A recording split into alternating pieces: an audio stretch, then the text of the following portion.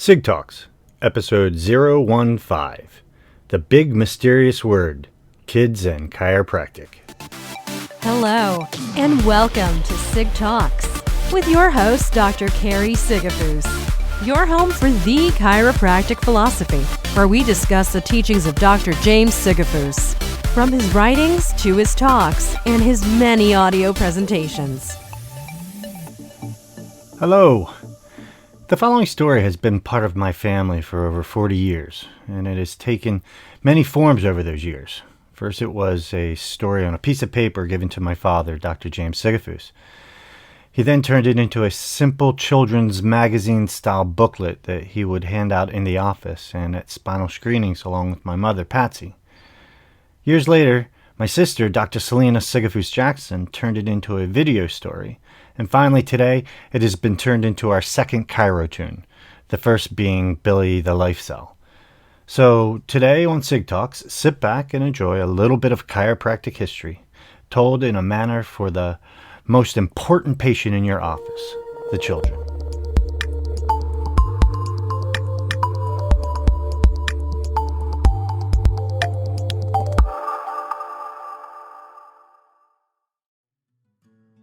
Hi kids! Welcome to Chiropractic. Today, we want to tell you about chiropractic and a very special doctor called a chiropractor.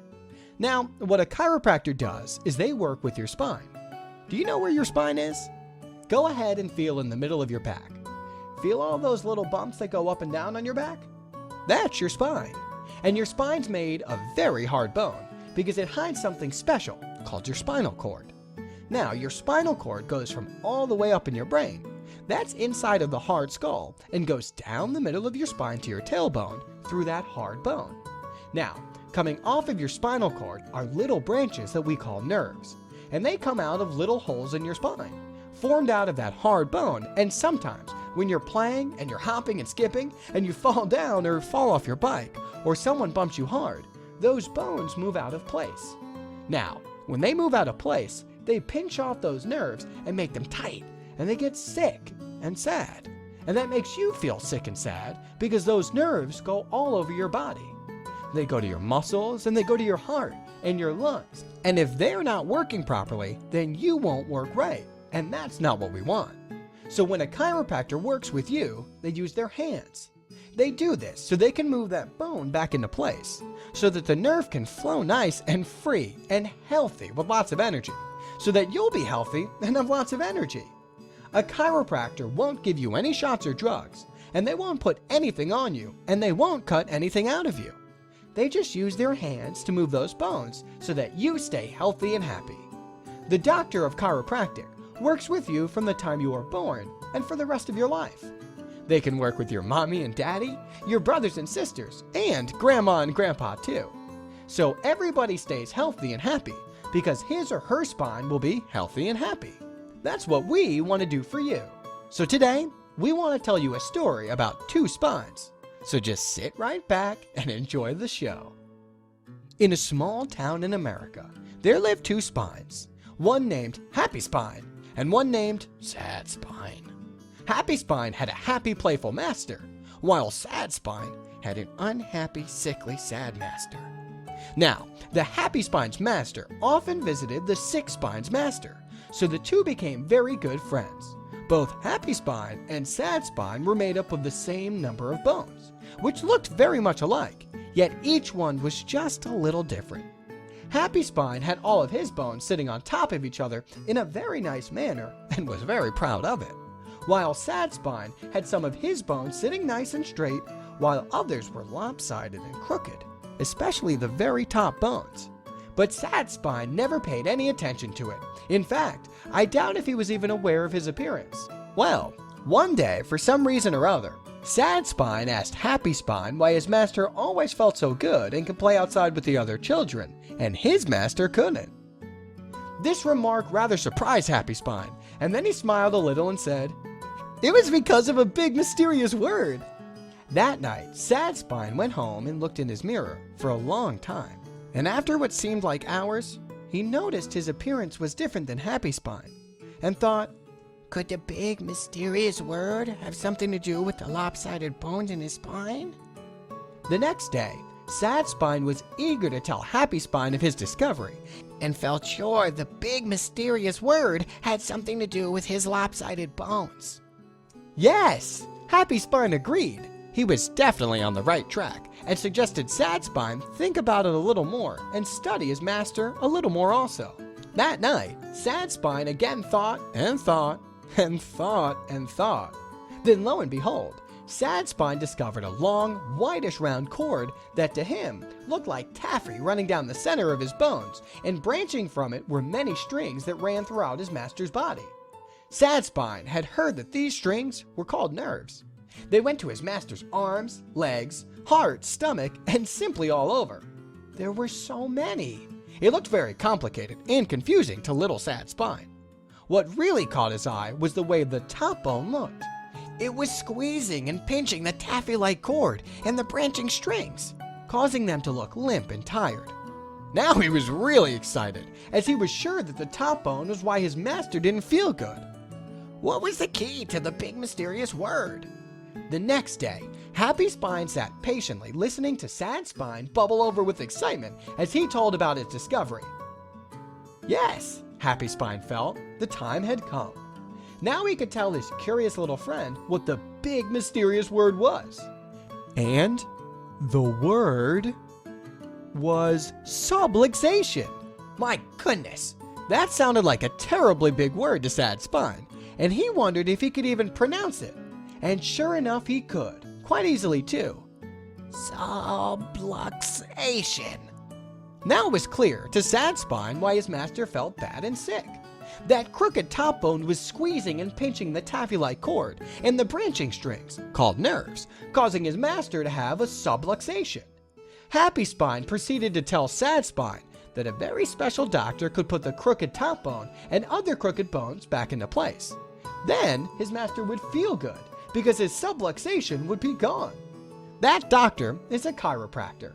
That very afternoon, a chiropractor came over to see Sad Spine's master, and he put the crooked bones back in place and removed the subluxation. Now, Sad Spine no longer had a lopsided spine. He had a nice, straight, healthy-looking spine. Soon, Sad Spine's master was feeling good and was out playing with all the other children. Sad Spine was so happy and proud of the way he looked and how he made his master feel that he changed his name to Happy Spine too. So today, in that small town in America, there lived 2 happy spines and 2 healthy, happy, playful masters. So what we have here, boys and girls, is a case of a happy spine and a case of a sad spine. Now, let's look at a sad spine. Oh my goodness. Now, who would want to have a spine that looked like this?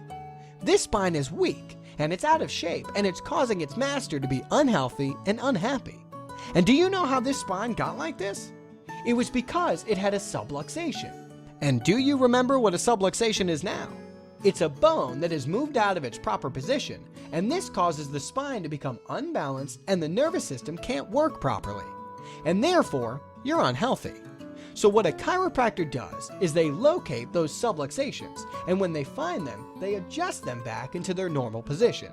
And that adjustment puts the bone back where it should be, and it balances the spine and allows the nervous system to operate at its best possible potential.